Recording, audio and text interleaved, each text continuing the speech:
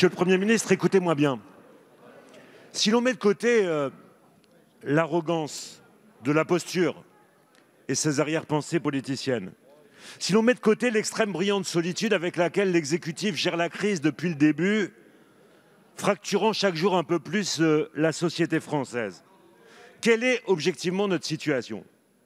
Malgré les efforts colossaux de nos concitoyens, et nous avons agi pour cela, pour se faire vacciner, la 5e vague arrive sur un hôpital exsangue. Le personnel est à bout. On ouvre paradoxalement moins de lits en réa qu'au premier mois de la crise. Et votre incapacité à renoncer au dogme de la fermeture des lits et à endiguer les déserts médicaux qui avancent plonge les urgences dans l'impossibilité de soigner la misère du monde. Nous avons les machines, nous avons même quelquefois de beaux bâtiments, mais pas les aides-soignantes, les infirmières et les soignants qui vont avec. Le Ségur est perçu pour ce qu'il est, un sparadrap pour une médecine de guerre. Alors je vous en prie, pour une fois, pas de baratin, pour une fois, pas de posture, pour une fois, pas d'autosatisfaction. Dites simplement, nous avons compris que l'hôpital ne peut se gérer comme une entreprise. Dites qu'enfin, comme un électrochoc de soutien, que vous allez déclencher un plan Marshall de recrutement, de valorisation, de formation, car l'hôpital est le bien commun qu'il nous faut sauver à tout prix. Monsieur le Premier ministre, connaissez-vous le nouvel hymne dans nos campagnes et dans nos villes populaires? Nous sommes les oubliés. Ce refrain était dans toutes les têtes des soignants ce matin à Dieppe, comme partout. Il résonnait comme une ultime alarme au petit matin, sous le préau de la belle école de la Calangeville, où les parents, attachés à la ruralité vivante, venaient d'apprendre une fermeture de classe.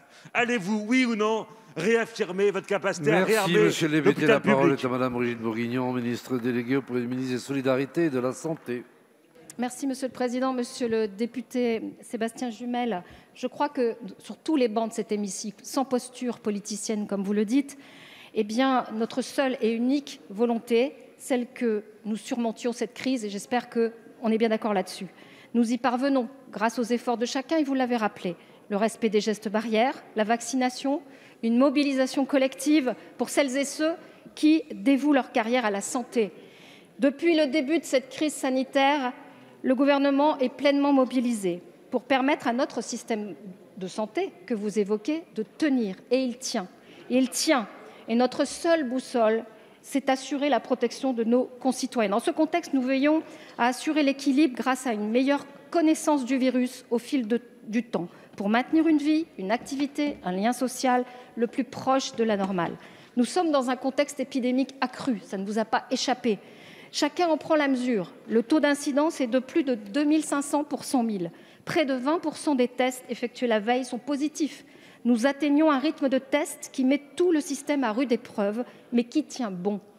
Et tout ceci, nous le devons, il faut le rappeler, sur 2 choses. D'abord, la première, c'est nos soignants qui font parler toute l'humanité de leur cœur, de leur engagement, et nous leur témoignons tous notre confiance et la reconnaissance de la nation, et nous les revalorisons parce que nous avons, oui, le Ségur. C'est un pansement doré dont vous parlez, un pansement de près de 2 millions de soignants, que 2 millions de soignants ont bénéficié d'un investissement de 10 milliards d'euros.